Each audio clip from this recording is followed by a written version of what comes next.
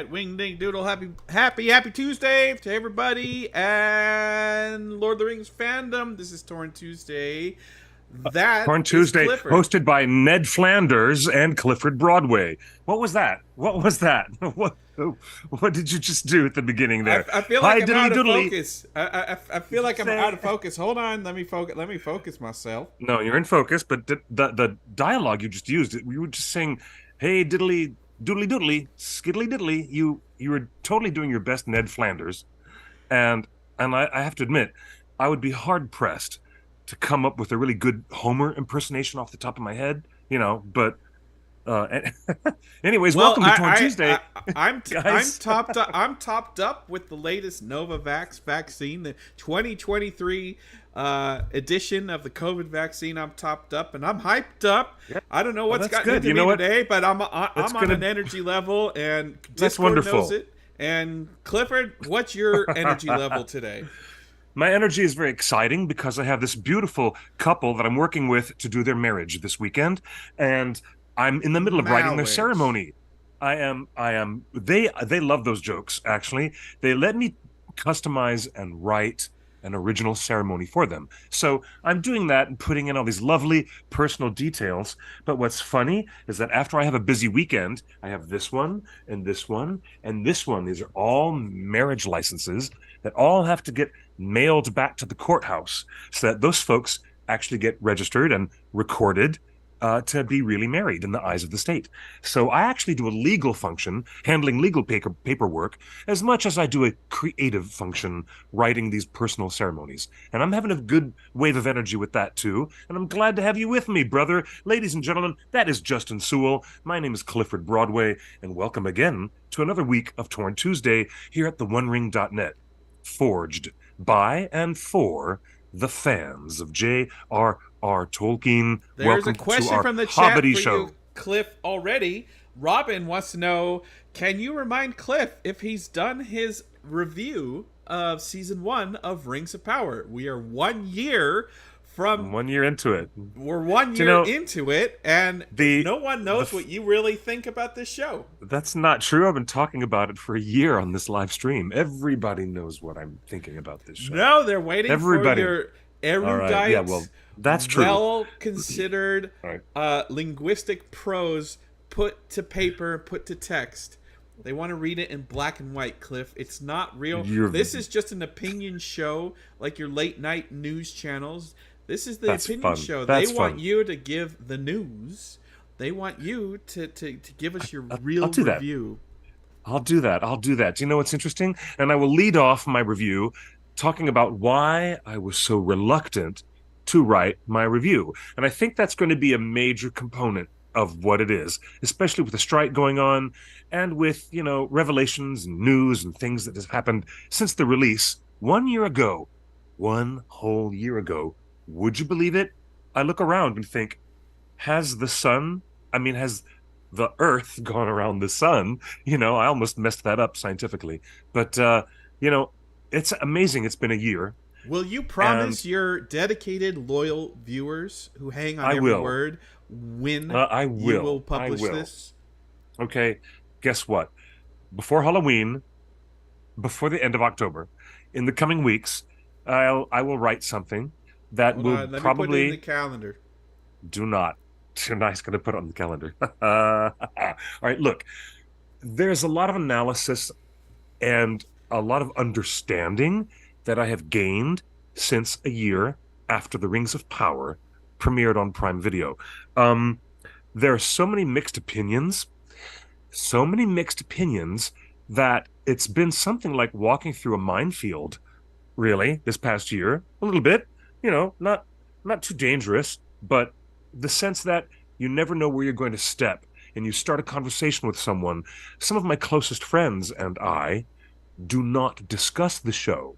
Do you know what I mean? It's like deciding not to talk politics at the Thanksgiving table. I have really close friends, bonded, loving friendships, but we agree to disagree, and we don't talk about Bruno. It's like a Disney song. We don't talk about Bruno. You know what I mean? But then I've got other friends with whom they're very willing to enthuse, and I mean enthuse, because they love to talk about what they love. instead of not wasting time talking about what they hated about the show. And so many mixed opinions, such a really big potpourri, a mixture of different opinions, is actually part of my DNA right now of what I'm going to write in my review when I write it. Promise to the audience before Halloween hits, before Jack Skellington delivers his big surprise on October 31st, we're going to actually have a Rings of Power Season 1 review from yours truly. And the reason is because Justin won't let me get away with it. So Well, you know what? Now that you've committed he to won't it, let me get away with I it. will give you an out, Cliff. I will give you an out. And you know what? Sure. Amazon will give you an out because as we've been reporting here on this show, season 1 at some point was going to be 10 episodes, 90 minutes each.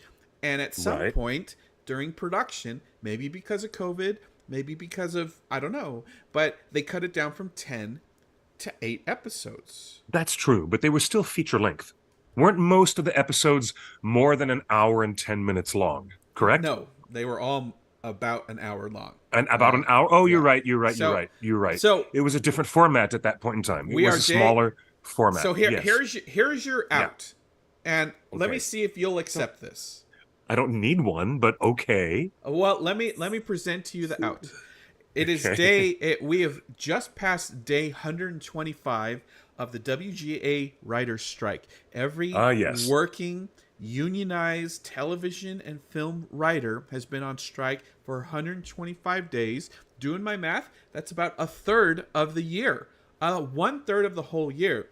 The current thinking is the strike will not get resolved until January at the earliest, which means that people actually getting paid to write screenplays will probably won't start until 12 months after the writer's strike started. So we are on day 125, and the current rumor, Green Dragon gossip from the picket lines here in Los Angeles, every single day during working hours, there are picket lines preventing cars from driving onto the lot of to drive onto the studio lot.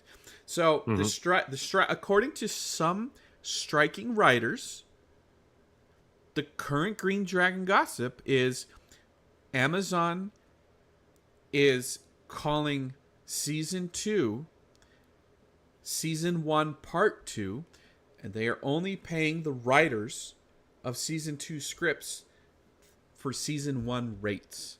According to the union contract, every single season of a TV show, there's an escalating pay scale where every successful season, everybody gets a pay rise, gets a pay bump. Amazon is currently claiming, this is all Green Dragon gossip, that oh dear, some of these scripts that were originally in season 1, they're now in season 2, but the writers are only going to get paid for season 1 rates. So here's how and you can draw your own conclusions and come up with your own opinions based on that knowledge. But here's the out I'm giving you. If this is true, Cliff, and Amazon considers what we think season 2 is actually legally season 1 part 2, then I give you an out. Do not publish your review of season 1 because it's only season 1 part 1, and we would like to wait for you to publish your complete season 1's part 1 and 2 review only after you've seen the completed season 1 next September. No, I'm not going to buy into that because I'm not going to do anything at all. I would never do anything to lend credibility to that concept because it is not a concept that is credible and is not reasonable. Wait, they turned The Hobbit into 3 movies. They turned 2 Hobbit movies into a 3rd sequel. Mockingjay, Hunger Games got 2 sequels. Twilight got 2 sequels at the end. Harry Potter got 2 sequels and again. This is the first franchise to say, you know what? We're going to split up the first season to season 1 part 1 and season 1 part 2. Because they're trying to disadvantage the writers? No. Are they or are they not doing any disservice or disadvantage to the writers by saying, we're going to use this constraint of language now. We're going to use this new distinction of language just to say it's not really season 2. Therefore, you're not getting pay bumps. And therefore, they're no longer contractually engaged to the other commitments that are a furtherance of their legal obligations. When seasons 2 and 3 click in, that's when writers and union members become eligible for health care benefits. And by a studio attempting to say, we're changing the language and we won't consider season 2 really season 2 anymore, they're withholding by a number of years, giving the people who deserve their medical benefits what the union would allow them. And so, no, sir, I thank you for the consideration and the idea behind it, but I don't need an out, and I certainly don't think I would do anything in such a way as an entertainment journalist. I would not, or whatever I am as a fan, as a Tolkien person, writing and understanding and analyzing the way that popular culture and Tolkien legacy are doing this interesting dance together. My job is to comment on that dance between the most unusual dance partners, Tolkien's literary legacy and Tolkien's pop culture legacy. This has been my job for decades, and it's what I do best, okay? And everybody knows it. And that's why I'm still happy to contribute and volunteer for the OneRing.net. There's no way that I would use my voice to lend credibility to, oh, this is now conceptually still season 1, because I think that's bogus from the get-go. And I'm not going to mince words about it. So we'll stick with the original idea that before Halloween comes, I will have an existing body of work that will just be like Matt, Nerd of the Rings, nice long-form video and other videos and written pieces by other Tolkien personalities. I'd be glad to just let it sit as a retrospective review. 1 year later, this is how we feel about the Rings of Power now, a year later, instead of what we felt about it when we were just watching it at the time. Because I think I'm a bit more evolved and a little bit more informed, in my opinion, than I was a year ago. So we'll do it that way. Okay. All right. Well, I am considering that from now on, until I get different information, I'm going to consider what we're getting next year. Season 1, Part 2. I'm going to call it Season 1, Part 2.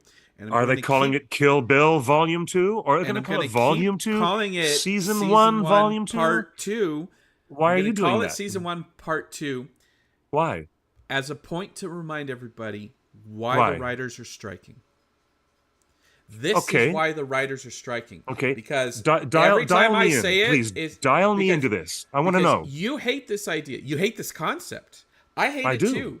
The writers hate it too, most because they're getting cheapened out of money and insurance and medical support and everything else.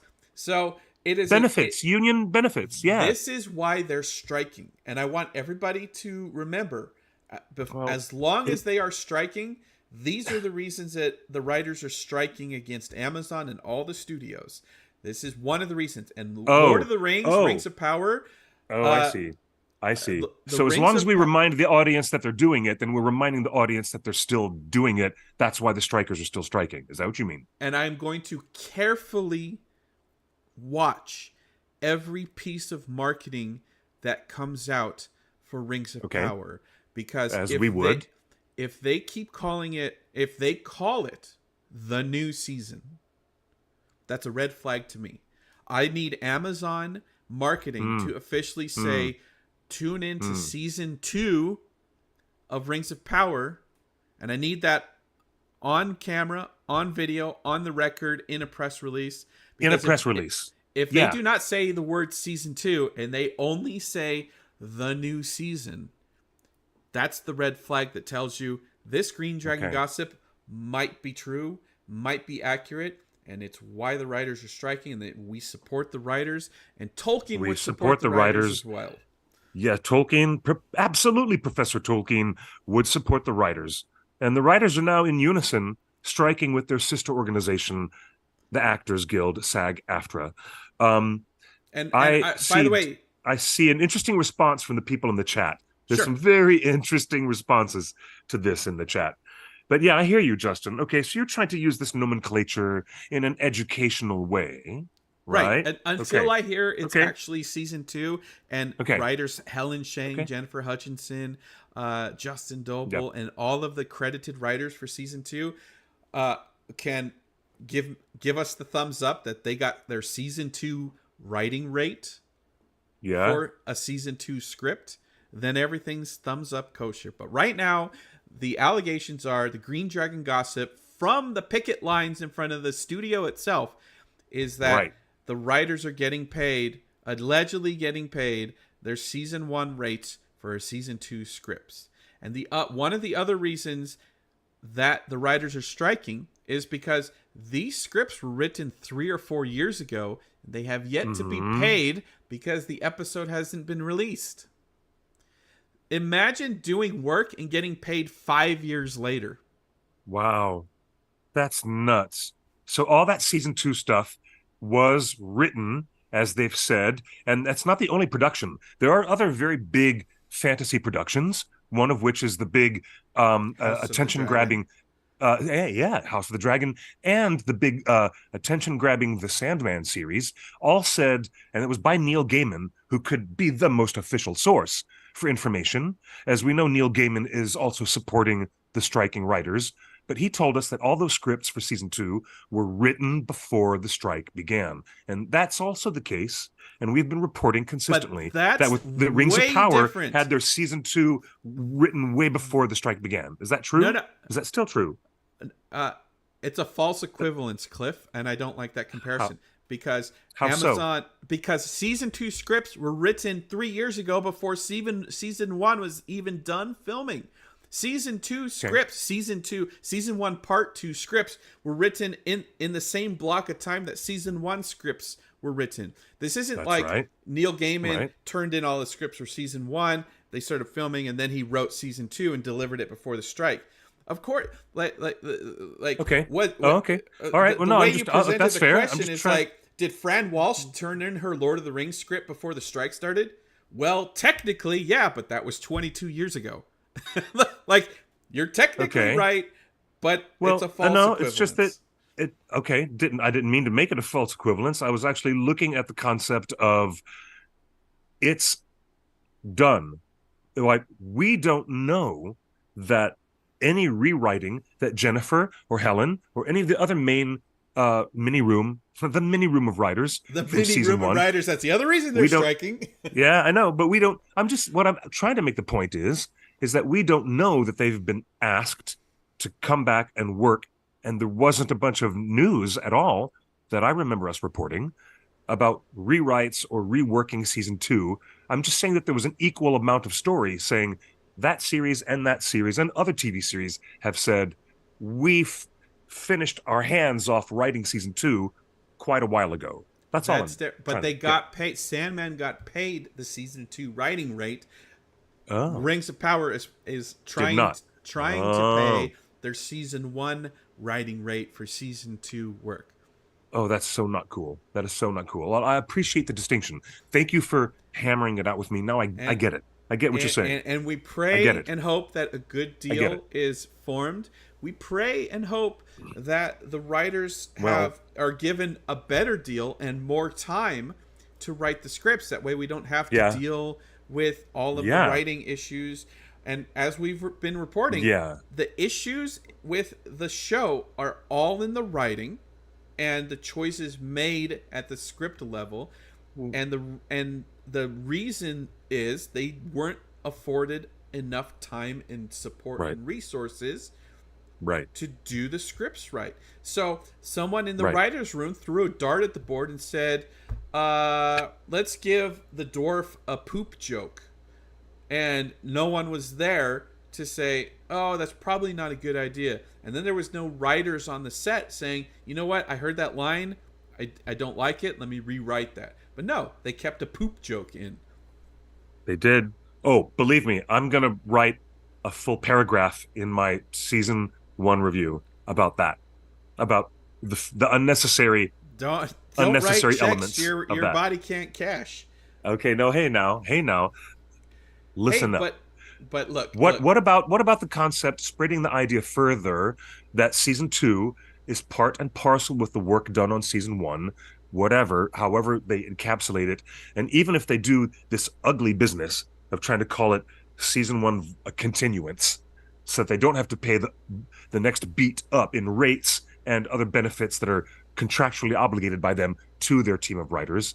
I'm so not into this idea, and I will support you in the idea of reminding the just audience I how just want uncool it everybody is. watching the show to pay attention to But the carefully crafted words that Amazon uses when they start that's marketing right. this show. That's If right. they Now, say the new season, if they say the ongoing saga, the continuing mm, story, if they use any of mm, that language and right, refuse to call it season 2 in right. marketing, Okay, then okay. Now that's the red flag. let's let's broaden the concept further from that point. Is it reasonable then to assume that season three might be something of a reset button? Yes, That season 100%. three might be really a whole different approach, Yes. because at that time it'll be after the strike is resolved and it isn't bound by this pre-COVID mess that they had bound themselves up in. What do you Here's where think? it's a double-edged sword that Amazon has acquired the show or acquired the But I mean, television rights because imagine I them think read all any new writers other and everything. I think any other streaming service would have canceled the show by now because it cost way too much and did not deliver the results that a show would, of this scale should. But That's what happened to the because Dark it's Crystal. Amazon, That's that exactly what happened but to that's the what Dark happened to Crystal. Cowboy Bebop. That's what happened to a ton of shows that just are really Yep. well. Winning Time on HBO was just canceled, even though it ended with the Celtics winning. Like that's not a winning time. So, I think we are fortunate that Jeff Bezos acquired the TV rights because he will see this show to completion. The numbers don't matter to him. He can Right. afford to get all No. 5 seasons and complete this show. But I can tell you one thing we know from all of the business books and business strategy about Jeff Bezos is that he doesn't give up, he doesn't surrender, Yeah. and he fixes things and he changes things and he fires people and he hires new people and he gets it done. He turns it around. That's Jeff Bezos. He turns it all around. I And think it has more to do with Tolkien's name being attached to it. All right. I think that it wouldn't be canceled by Jeff Bezos by a combination of Jeff Bezos's pride in the way he wants to run things, but it has a lot to do with the power, the holding power, and the legacy of what J.R.R. Tolkien is and what his work means to people. And I think that they would not drop the entire billion-dollar project and just stop doing it no, because they're going to of fix it. the power, yeah, because of the inherent built-in audience that is always attached, and that is the attraction, that is the endless magnetic gravity of J.R.R. Tolkien. I don't think that they'd ever let it go for the fact that it's Tolkien's world as well. That is a very, very good point, and I think we're wise to it. Moving on, we found a clip, or I should say, Discord or found a clip Mm. this week. Cliff, I believe I sent it to you. So we're staying on the writers issue. The writers are striking because they Yes. were shortchanged, and they're still being shortchanged. And maybe this Um, season 1 part 2 billing issue is a punishment for the strike. We don't know. It might be just kind of a punishment type thing because the writers are striking. mm, But mm. Cliff, in every single review of Rings of Power, positive and negative, I think a lot of people are universally questioned why the show embraced the idea of mystery boxes in the show. Why did they keep the wizard character secret? Why did they keep Sauron secret? Why are there so many secrets that we, the audience, are not like? Season 1 was what was a game of like, who is Halbrand? Who is Sauron? Who is Sauron? Is Sauron the Meteor Man? And Where's Waldo? Yeah, where's Waldo? And we keep yeah. saying Cliff, I believe you've been on this show many times saying mysteries Yeah. are not Tolkien's thing. It's just not part of the milieu of Middle Earth writing. It's never meant to be a mystery box. Well, we found a clip of Tolkien's Oh, own children okay. Yes. talking This about clip. mysteries. Talking about mysteries. So one of the top criticisms of Rings of Power was their embrace of making the show about mysteries. And here's Priscilla Tolkien in her own words.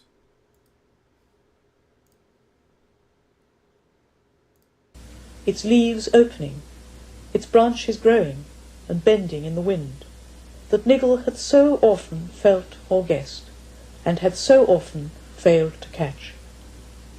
He gazed at the tree, and slowly he lifted his arms and opened them wide. "It's a gift," he said. He was referring to his art, and also to the result. But he was using the word quite literally.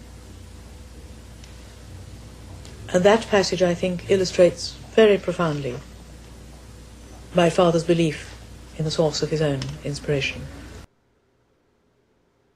I remember that I had nightmares about Black Riders. It was so powerful.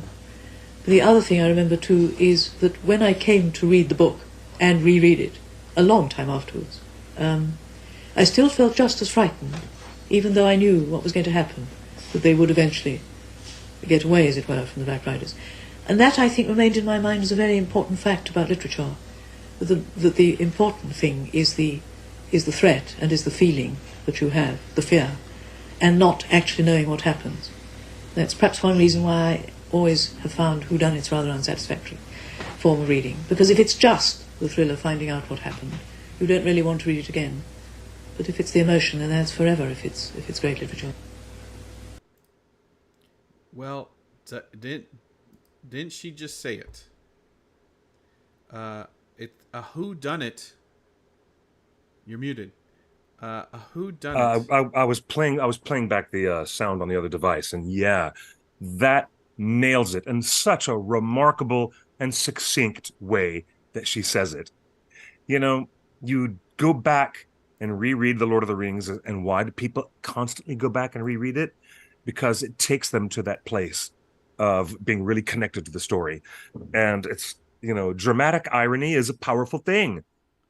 It's all It's a very about the useful thing. threat and the feeling that you have, the fear of what's about to happen. It's not about a whodunit and discovering the opening of the mystery box, and then you know the mystery box, then you don't want to watch it again. It's the thrill of finding out what happened. It's the emotion. It's the emotion. That's Priscilla Tolkien, his own daughter.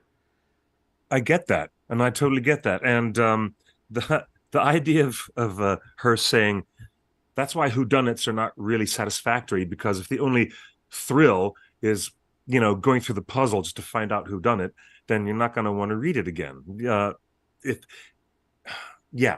So how about that? Are you then suggesting something that I would agree with? How often No, would I'm we not have the suggesting strongest? Priscilla Tolkien, and this goes back to why. Yeah, But this goes back to why you've been saying for a year now why mystery boxes are inappropriate for this show and for this franchise and for this author. yes, And now we have video of Priscilla Tolkien basically agreeing with you, saying the whodunit, the mystery box, is not good writing, because once you reveal the mystery, you don't want to read it again. And she says it, and now we have proof that 37% of people finished the show. So Priscilla Tolkien was correct that once you know the mystery, you don't want to tune in anymore. You don't want to reread the book. And that's what happened with this show. People figured out the mystery and stopped watching because there's no point. Like the excitement of the show is gone because Without the mystery that you now know the answer to, there's no point. That's the marginal utility of the sixth sense. Like in economics class, we learned what a marginal utility is. How much of one thing will the consumer want before they don't want it anymore? And then demand drops. No matter what the supply is, doesn't matter. If the demand drops because there's a marginal utility in a thing, like you can't eat more than 1.5 pieces of cheesecake. You can't eat an entire cheesecake by yourself. That means the marginal utility on an entire cheesecake is maybe 1.5 pieces. You see what I'm saying? Yeah. It's a loose analogy, but I was just going to say how delightful that Priscilla said it that way in a reflection about her father's writing. And exactly all I've ever said was that Professor Tolkien did not find it necessary to treat his readership that way. And it wasn't a literary device that so he this used. is a good this is a good response, Cliff, and I want you to So respond much. because I think you'll respond the same way I'm doing. Douglas in the chat room, thanks for watching on Facebook. Douglas, he says, disagree to a point. He said Douglas says sometimes the excitement is knowing the mystery when the protagonist doesn't. That's dramatic irony, is And when you that's know what we what's going want. on and the people on stage do not know what's going on, which is my ultimate Sansa Stark metaphor. She did not know that Lord Baelish, Littlefinger, was manipulating all of her life and relationships in bad ways, and she trusted him. Therefore, everybody in their living room was screaming at the television saying, don't trust him, don't trust him. He's a ne'er-do-well. He's a villain, you know? There's a moment where we look at the Frodo, Sam, Gollum relationship, and it can be extrapolated the same way. Frodo is willing to believe that Smeagol, when Smeagol makes his dominant psychological appearance in the story, there's a moment where Frodo is more interested in the redemption of Smeagol than he's aware of the threat of Gollum. And the audience, the readers of the Lord of the Rings, are maybe ultimately in their hearts knowing Sam is right. Sam is right, and you should listen to Sam. He is a villain, Frodo, and you should not trust him. But it is deeply interesting and compelling that the audience knows what capability of a villain Gollum really has. And so And Professor Tolkien lets us explore the narrative with, could he be or could he not be redeemed? Is the dynamics of the ring and the temptation of the ring pulling Frodo and Smeagol together and apart from each other at the same time. It is it's one of the most fascinating psychological things that's ever been put together in 20th century literature, and it's very satisfying. It really is good stuff. And look, because the audience knows what's up. And Douglas, I agree with you. The show failed because we don't know he's Sauron. And it would have been much more fun if on episode 1 we knew that's Sauron. We knew, and by knowing that Sauron, we know he's up to no good. So let's see him. Yep. Let's enjoy the evil machinations of the great Dark Lord as he takes human form. Oh yeah, that would have been so much better. We would have had so much fun with the show, you know. Yes. But instead, because Sauron as Anatar, like it was written in the original book, just the way the professor wrote it, Anatar was going around trying to fool different people at different locations. And we in the audience would have been rooting for the good guys, saying, no, don't let him in.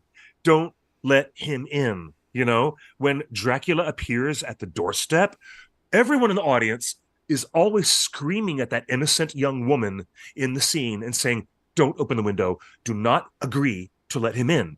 We, the audience, is meant to know. The crisis and the drama builds because that innocent character on screen does not know to not let the vampire in, and he's standing at the doorway. If they had treated the Anatar Sauron thing the way that the Dracula legend is treated, we would have been rooting for Gil-galad and Elrond saying, don't let him in. And then ultimately Celebrimbor does. Celebrimbor does let the vampire into the room. And there you go. It would have been so cool to have it constructed that way, because why? Because Professor Tolkien, ostensibly, he knew what he was doing. Well, you can always bet that Look, Professor Tolkien knew what he was doing. So, and you know what? you Let me know, stay on the Dracula comparison, because okay. good filmmaking and all of the trades of filmmaking, Hmm. costume, writing, cinematography, Hmm. staging, acting, good filmmaking is Gary Oldman's Dracula.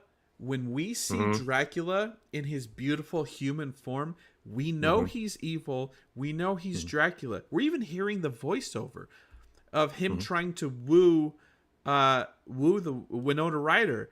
But when Hmm. we see Gary Oldman in his top hat and his beautiful face, you can't help as a human to be like, that is a beautiful man, and I would fall for that.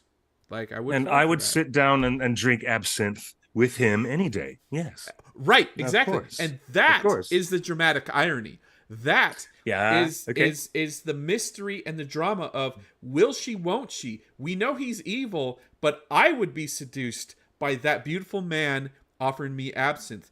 Same with Halbrand. If we knew he was Sauron, and even on Hmm. rewatch, we know he's Sauron, but there's still they still missed it, because if you can't deliver what we're talking about, dramatic irony, in the first viewing, then no one's gonna, to Priscilla's point, no one's gonna watch it again for that missing dramatic irony. Like, Priscilla's right. Okay. If you know the mystery, you don't return it to it, because you box it in your head as, Hmm. oh, mystery solved, I don't need to watch that again. Hmm. And a lot of people are not watching it again on the 1 year anniversary. Okay. If you're going to ask me if I'm going to rewatch it again before I write my review, I'm not. I'm not going Bold to rewatch move. it again. Bold. Wait, I'm I not going to rewatch let it me ask again. the chat And I room. will. Should Cliff rewatch with fairer eyes, with a year of intelligentsia and conversation behind him? Should Cliff give the show a fair rewatch before he drafts his ultimate season 1 part 1 review of the Rings of Power? You're hilarious. I vote no. I just told the chat room that I vote no. Lincoln says Okay. yes. Monica says, I'm loving this conversation, by the way. Douglas says yes. Um, well, at least you're being honest, Cliff, says Anonymous Girl. All right. so, so anyway, Cliff, yeah, but Anonymous this, girl is like, yes, I am. But this is hilarious. I mean, um, I've already seen episodes 1 and 2 over and over again at theatrical screenings and premiere theatrical presentations. And then I saw it again at home during the run of each episode. And since then, I have seen endless segments and clips and sequences from all the episodes over and over again. And I know all of it inside and out. So, okay. Cliff, do you want to respond to this? Macus in the chat room says, I can reread Sherlock Holmes decades later because I no longer remember the details of the cases. Does Rings of Power Hmm. have that rereadability? Maybe. I mean, not because you don't know any of the details of the cases. I mean, because you're always going to know that Halbrand is Sauron. You're always going to know that. Right, So, it's the wrong um, thing to mystery box. Like, that's the wrong well, thing. I mean, it's but not like. look, I mean, we do like watching different versions of The Hound of the Baskervilles. It gets adapted over and over again. Even this brand new adaptation of The Fall of the House of Usher is coming out on Netflix, and we're like, okay, this is the upteenth time that Edgar Allan Poe, and a very familiar story by Poe, is being adapted again. And I'm like, okay, it's interesting to revisit new adaptations. And to revisit the story well, look. sometimes. Question from the chat, but Cliff: is Rings of this Power is better this is than different. the third Hobbit movie? Oh, really? Is the Rings of Power season 1 better Part 1. than The Hobbit, The Battle of the Five Armies? Which most people didn't even bother watching the extended edition of that movie because they had such a bad time with it. You know what? You know, maybe. Wait, let me rephrase. Your Well, hesitation, maybe. your hesitation is an answer, but let me rephrase. If Rings think- of Power were to re-release season 1 with their original 90-minute runtimes, would you watch? With all of that extra content. Would you No, watch I don't an know. extended edition Rings of Power season 1 part 1? No, not necessarily. Interesting. No. I think I like that someone in the chat said that The Hobbit Part 3 and Rings of Power can hold hands.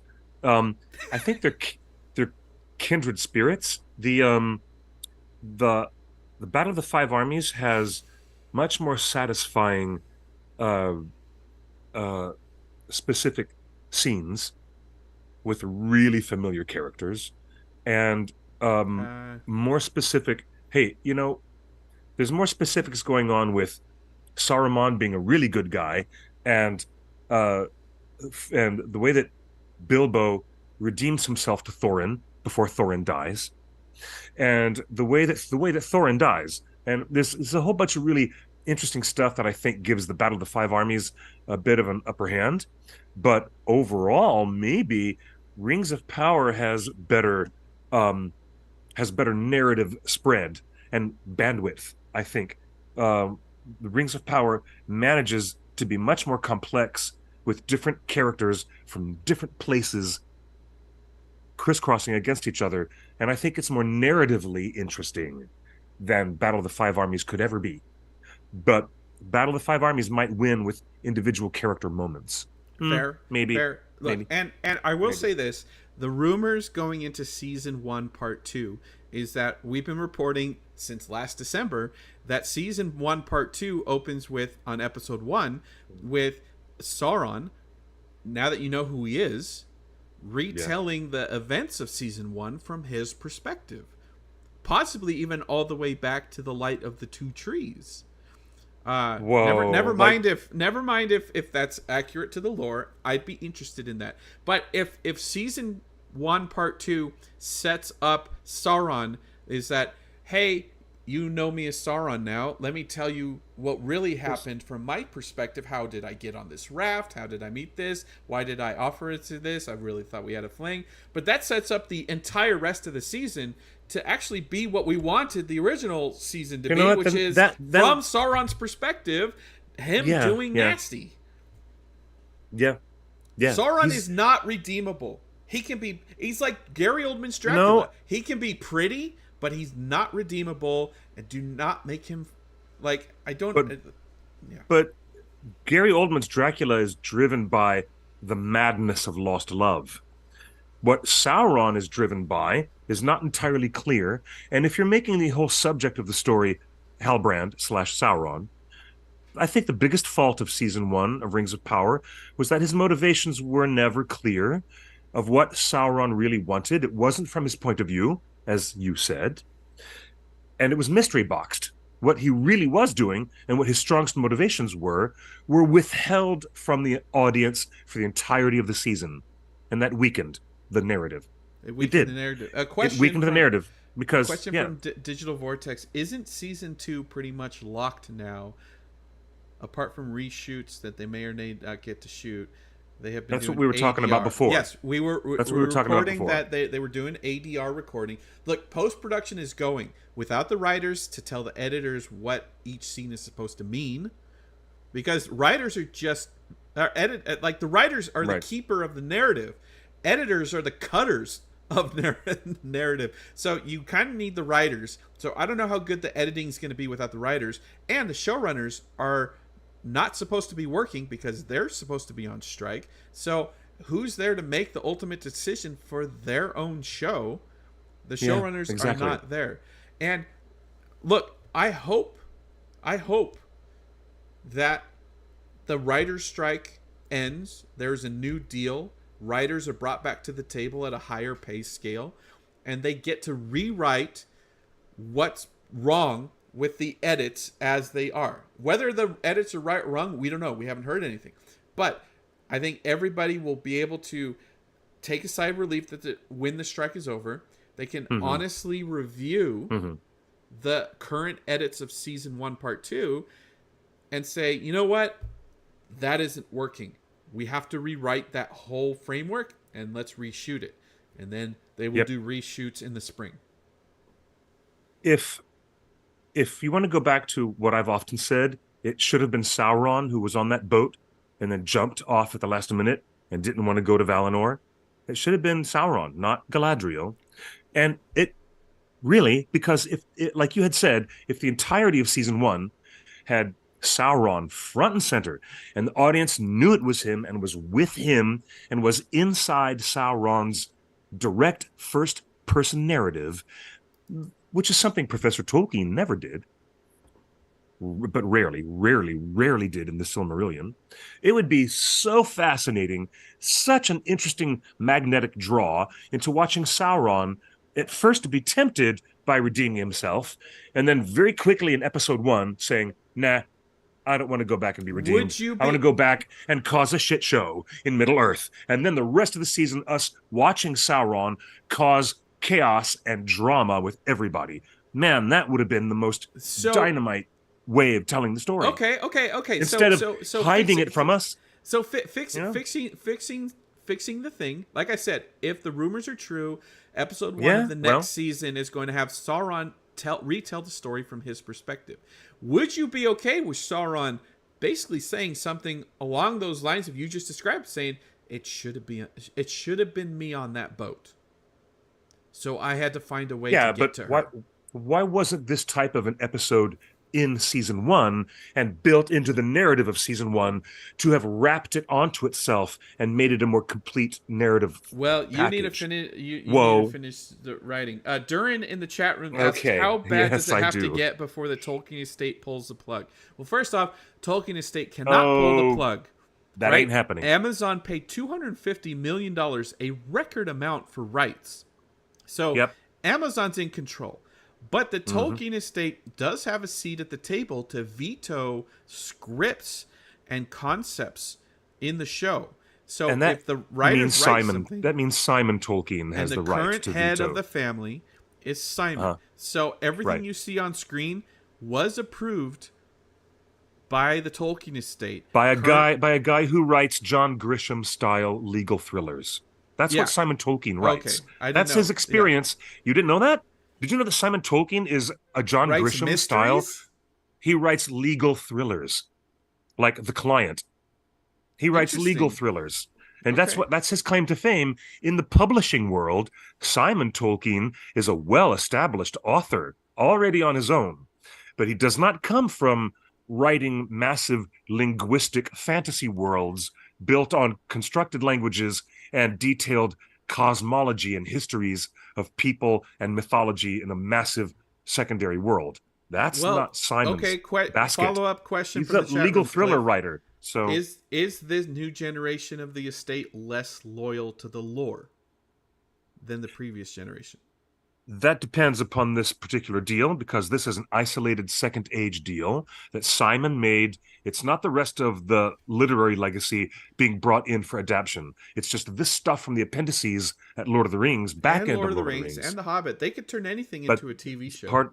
That's part of that deal? Yeah. But that's an isolated deal that Simon made, not the rest of the family made that deal. Right? But that's right. I think that's right. At the end of this next season, Cliff, would you be satisfied if you're actually rooting for Sauron to achieve his goals because he's shown how duplicitous and bad the current path of elves and men and Numenor?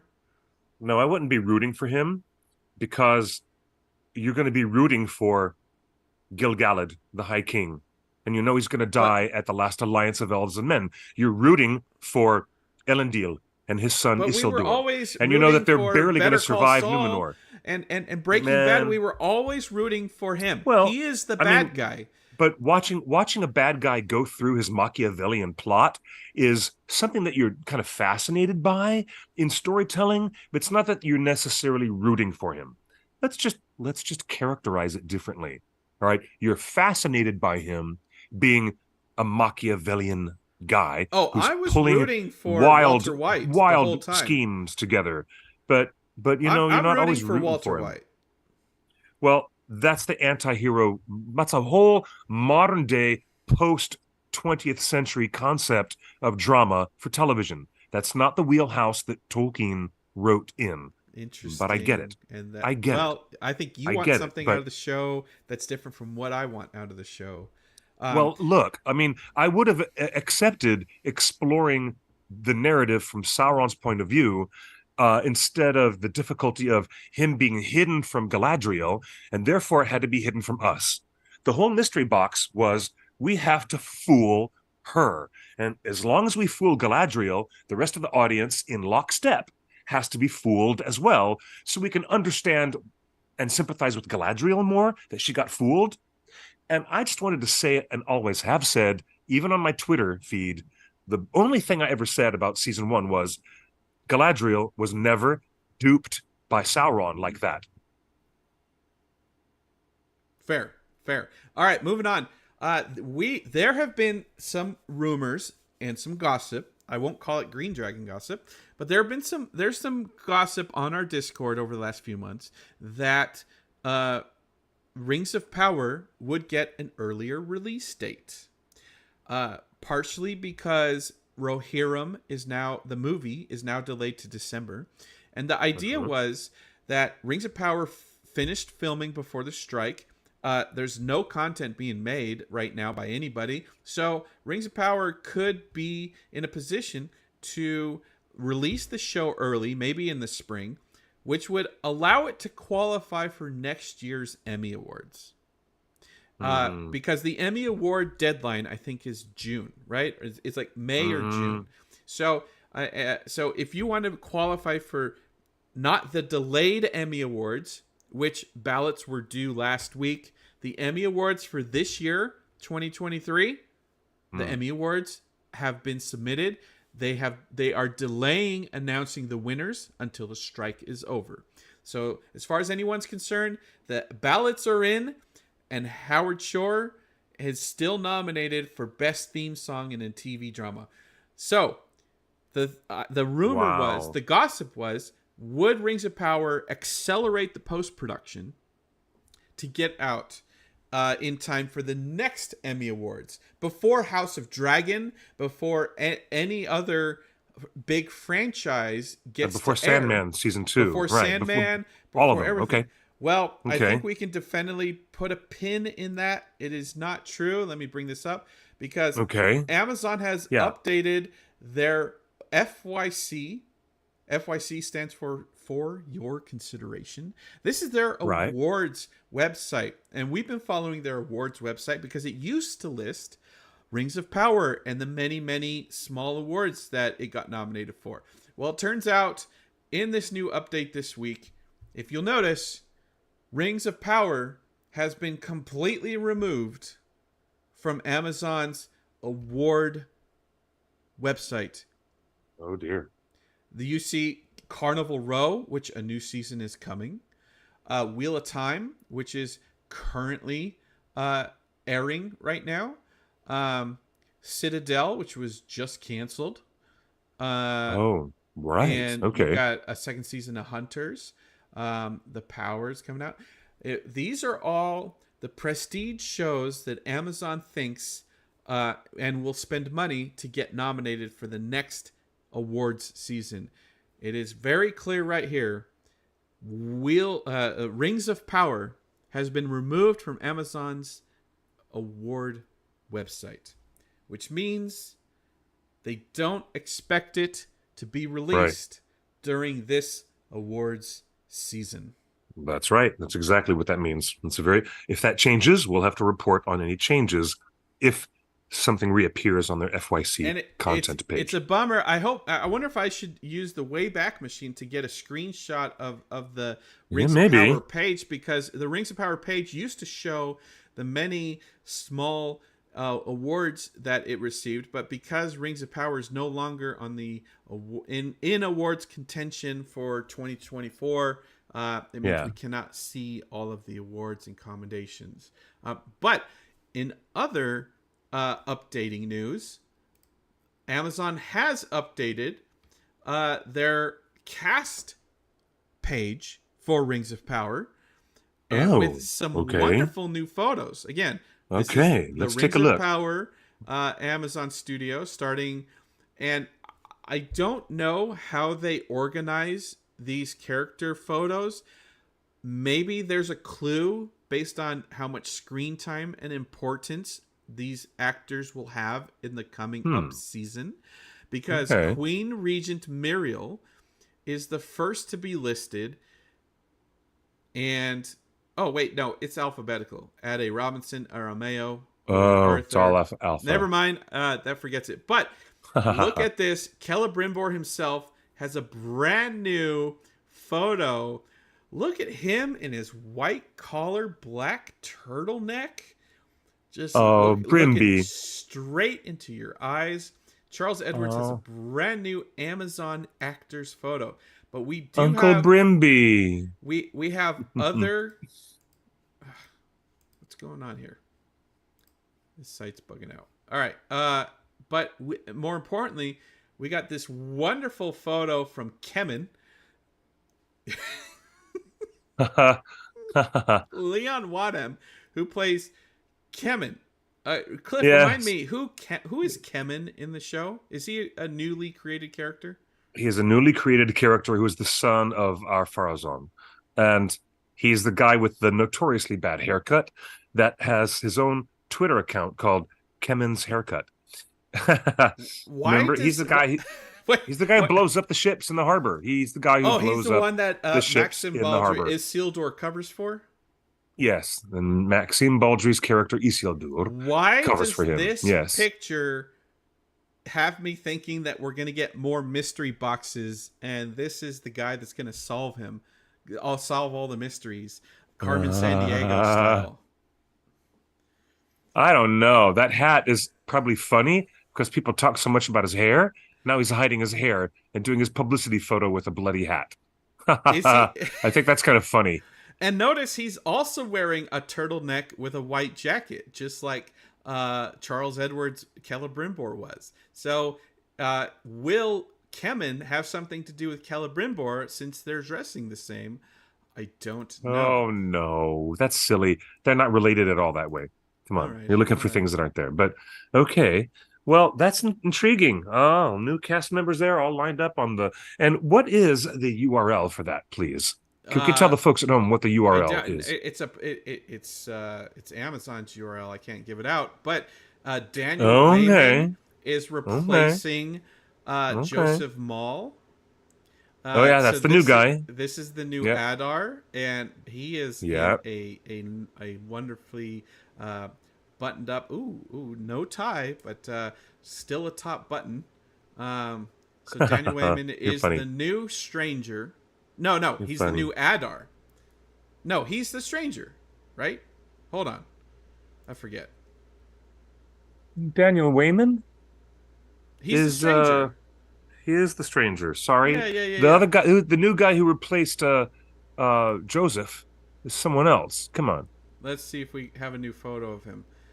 Lenny Henry is no longer with the show, unfortunately. Leon Wadham got a new photo. Daniel Wayman got a new photo. Let's see who else got a new photo. Joseph Mall is still on this, and he's no longer with the show. Well, maybe there'll be a. Interesting. Oh, what's that? So it's not really up to date then. Do JD Payne and Patrick McKay have new photos? Okay. All right. That's a handsome photo. You know,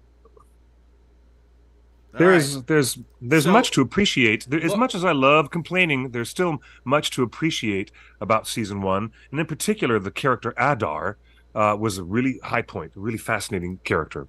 One of the new things they've added to the show, the interesting and thing is a lot of fans, Cliff, have been frustrated that Amazon has refused to tweet or post anything about the 1 year anniversary of their $1 billion show. The social media accounts have gone silent, but they've obviously been working because they have. Is that because the strike is on? Because they updated their actor photos on the Lord of the Rings website, and they removed Lord of the Rings from award contention website. So, but maybe to avoid the obvious really bad optics, they're just not promoting the show because the strike is still on. Maybe that's part of it. I don't know. I don't know. Speculating. Well, that's an interesting little green dress. That's really interesting. The Amazon stuff is tough because the strike is happening. Actors are on strike. Writers are on strike.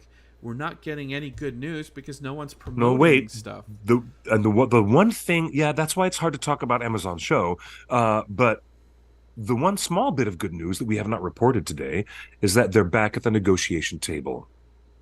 The producers and the WGA are great. They're no longer at a stagnant point where things are so stifled they're not speaking to each other. They're now back in the boardroom at the negotiating table again. And that should be a glimmer of something, you know? Right. Further to that, I think it's worth mentioning there's a lot of other energy in the Tolkien community as we get geared up for Bilbo and Frodo's birthday, which is kind of a worldwide holiday. As much as people love to observe January 3rd. This week, right? As much as people do the toast to the professor on January 3rd on his birthday, it's the birthday of the fictional characters, which has become like a worldwide holiday for all of us. And it's coming up. Holiday? It's coming up. It's actually going to be on September 23rd, this coming Saturday. It's September just a few days away. It's the 21st, isn't it? I have it on my calendar. Back to my calendar. I'm telling you that the picnic is on the 23rd. No, it says the picnic 21st. is on Saturday, the 23rd. Well, no, I'm not talking about events like the global celebration. The global celebration birthday is the fictional date is the 22nd, and I hadn't even gotten to that yet. Okay, yeah, 22nd. Everybody knows that's they. what I wanted share to get the out of you. The real information. God. No fake news here. The 22nd I'm making sandwiches over is here. the birthday, right? Yeah, the 22nd is the birthday, but I was in the middle of giving information. Frodo. Yeah, I was in the middle of talking about the event. In relation to the fictional character's birthday, we're not doing the whole public event on a Friday. We decided to move it one day later. So here everyone's in Los invited. Angeles, not a global Los event. Angeles. Just here in Los Angeles. We're not streaming. It's not a global event. The birthday's on Friday the 22nd, but you're saying you're getting together with people here in LA on Saturday? Yes, that's right. That's right. We sure are.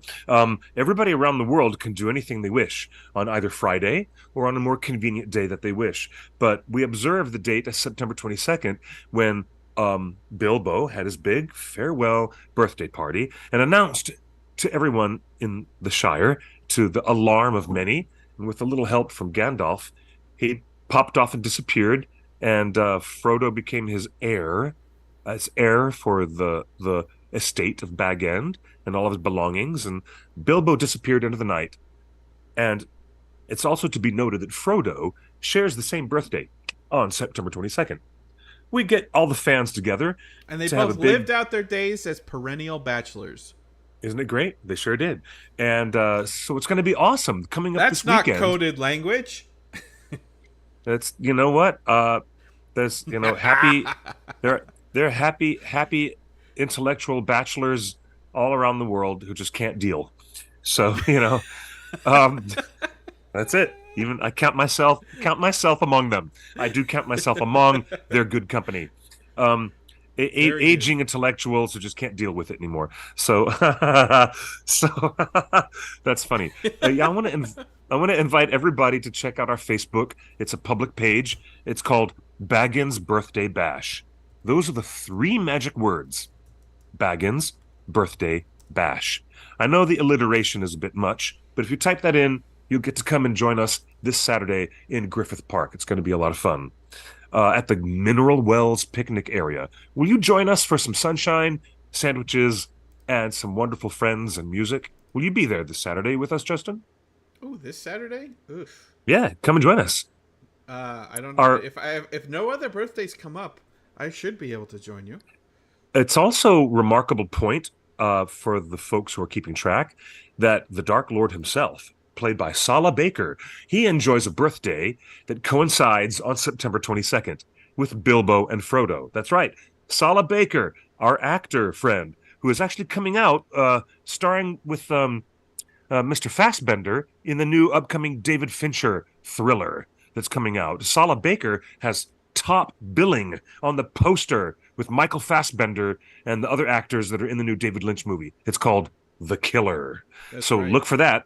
Yeah, you'll see Sala's name there. But hey, And say just in happy time, birthday. just Happy in birthday, time Sala for Baker. Bilbo's birthday on Friday, uh, the Tolkien estate has published the Hobbit Illustrated Edition. And yes, that date is today, September 19th, 2023. Today is the release day for the Ooh. 432 Mm. page Hobbit Ooh. Illustrated by the author edition. Yes, it is That really $61 that on gorgeous extra lovely hardcover edition. Is that the Cliff. one that comes with the slipcase? Does that come with that When beautiful did, slipcase? Tell I me. love the fact that this is not the slipcase edition because it's only 60 Oh, bucks. all But right. I love the fact that Peter Jackson turned the Hobbit book into 3 extended edition movies, and now we are getting a 432 page Hobbit book. I don't know if we Wonderful. can be. This is the longest edition book ever published of The Hobbit, at a Really? whopping 432 pages. That is huge. Even the annotated edition of The Hobbit, which is annotated by Tolkien scholar Douglas Anderson, is not as long as that one. That's right. That's So wild. if you're That's interested in wild. extended editions, everything, this is the new book that comes out today, and then coming up soon, you all need to make way for this because Mm. Tolkien's Faith, a spiritual biography, has Oh yeah, this just been gorgeous sent book. to. Yeah. There was a bit of delay in the printing of the book, and so the book reviewers, are just receiving their copies this week. I'm sure everybody's diving in right now, but you can Nice. pre-order this book, and That's it's so coming cool. soon. And I tell you, the last 2 years, there's been a lot of conversation about Tolkien's faith, and going all the way back to the movie on the poster behind me, Tolkien, starring Nicholas Hoult and Lily Collins. The Oh Nicholas Hoult yeah. movie, there was a ton of conversation about Tolkien's faith. Well, here it is in Yes. a wonderful new book by Holly Ordway called Yeah. Tolkien's Faith, a Spiritual Biography. Cliff, I think this book is going to have Oh a yes. big impact on future seasons of Rings of Power. I would hope so. And I should think so. Even when I was caught by surprise on the train to San Diego talking to one of the showrunners, the only thing he asked me is, "What do you want to see?" And I said, "The metaphysics and the spirituality of Tolkien and his thematic concerns about deathlessness and death itself and its relationship to our mortal lives." I, I hope very much that there's more of a leaning into that metaphysics in future seasons And of the here's Rings of Power. the I really really do. interesting thing about this book, Tolkien's Faith, Spiritual Biography, is that right now there's a writer's strike. So all of the writers have a lot of free time on their hands. So anybody that is currently writing for Rings of Power, or potentially is in a position to write for Rings of Power and or future Warner Brothers movies, imagine reading this book during this strike, getting a new contract, and then walking into the writer's room with a more filling perspective on how Hmm. Tolkien approached his faith and how was incorporated into his secular writings. It's Wow. fascinating It opportunity that it is a gives us fascinating hope opportunity. for the future seasons to be even more, feel even more like Uh, Tolkien. well, connected to his ideology and more connected to the themes that were important to him. It was it was important to Professor Tolkien to explore and extrapolate, those types of stories because he felt, as he was a sub creator, that he was doing an honor to the divine creator. Now, the divine creator is with a capital C, and Tolkien defined the sub creator with a capital S as a person who takes on the responsibility spiritually of celebrating, and I mean in celebration of joy, joy from the heart that all of creation exists under God's provenance. And that's the way Tolkien felt about it. And he thought, wow, if God could do it so wonderfully, maybe I could honor him, maybe in my own minuscule, small scale, and humble way. I could honor his creation by being a creator myself of this whole secondary world. So that is what was in Tolkien's heart when he created Arda. It's all behind his eyes. It's all behind his spiritual DNA. And to see that stuff manifest in the thematic power of a television show would be a pleasant surprise. It really would be. Yes. Now I need to respond to a comment in the chat room about more faith than these cynical commercialized showrunners of Rings of Power. I need to squash that because the two showrunners, and we reported this when they were first announced, are very religious, very senior in their church. They've been featured in their national church brochures even before they got the Rings of Power project. The showrunners of Rings of Power, J.D. Payne and Patrick McKay, are very high up, very well respected in their Christian church, and the LDS, the Church of Latter-day Saints, the Mormon Church, Yep. And if and we've been told from many people in the Mormon faith that they can see a lot of Mormon influence in season 1 of Rings of Power that glossed by most people, but for the faithful, they can totally see how these religious showrunners have infused a level of their faith into some of the creative decisions in the show. Yes. Whether that's good or bad, I don't know. The only thing that would make me nervous. So basically, I just want to button that up, saying Tolkien was a devout Catholic man, very, very fundamentally Catholic. A conservative Catholic.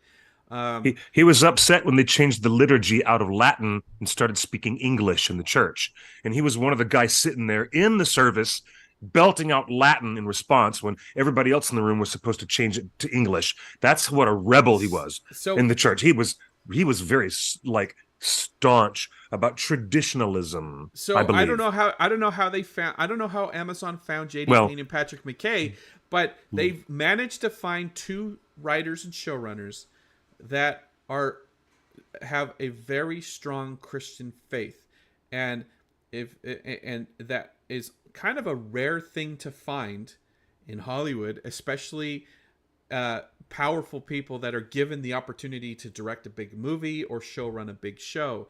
So we actually have more faith in the leadership of the show. The leadership of the show has more faith-driven people than most other shows. I pray that doesn't start to affect some of the big picture Second Age stuff, because we all know the Numenor is Tolkien's take on the legend of Atlantis. It is not Tolkien's take on the legend of Noah. No. So it's not representative of any Old Testament idea. It's a reflection on maybe an Old Testament morality play. Yes, it might be sort of a morality play which is grafted onto the Atlantis mythology, not anything that's Judeo-Christian or Old Testament in structure, really. Even Yeah. though there might be Yeah. some effort, some energy to be like, let's combine Atlantis with Noah's Ark, and that's Numenor. It's like you're getting No, farther that's not away it. from Tolkien at that That's point. not it. You're That's like not it. we got to get closer to Tolkien.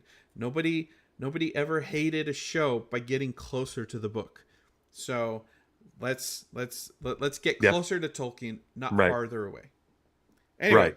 that's all we have I like for this. it's a great show, and I like having a nice, quick, and concise show. It's under 90 minutes, and I'm grateful for that.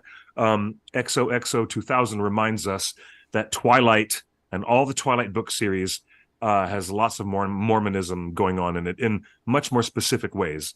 But that's another conversation for another franchise, okay? Well, again, I just want to say before we close the show, I'm in a position of, again, voicing my support and my solidarity for all my fellow striking artists, writers, actors, and performers, all these professionals who really need to know that they're supported. And so I voice my support for them as the picket lines continue. With that said, thank you, Justin, for painting me into a corner and now putting me on it. Did we just lose him? Oh, he froze and then we lost him. Oh, at the end of the show, we almost got through a show without any technical jiggery pokery.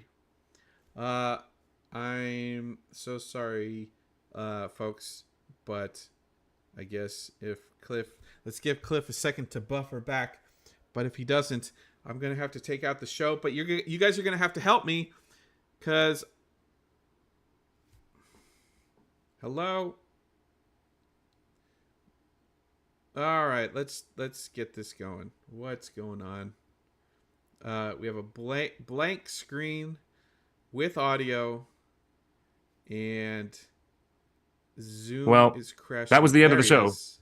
There. Oh, Is there. the show You're done? back. All right, do it again. I'm back. Do it again. Can I do it again? Are we back? All right, here we're back. Okay. As we ask everyone to check out our big picnic in Los Angeles this coming Saturday. It's going to be all wonderful. afternoon, right? Noon to dusk. All day in Mineral Wells picnic area in Griffith Park, right beyond Potluck, the carousel.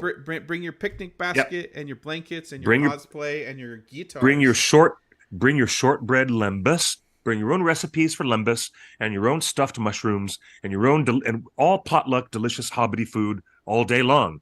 Hot mic, Cliff. Oh, hey, hello there, Brian. Nice to see you. You guys the best. And I want to just say, you guys really, really, the whole worldwide audience that keeps coming to watch us every week, thank you for being so gracious and coming to join us at Torn Tuesday here at theonering.net. Okay? So until next week, oh, wait, I forgot to say, follow me on Twitter and Instagram at QuickBeam2000. And lots of love to all you folks out there. Be gentle and be kind to one another. Stay safe. Until next week, 5 p.m. Pacific time. We'll be back for more Torn Tuesday. So, good night and good luck. Or better yet, buenos noches y buena suerte. Bye-bye. Bye now. I can't believe these reports.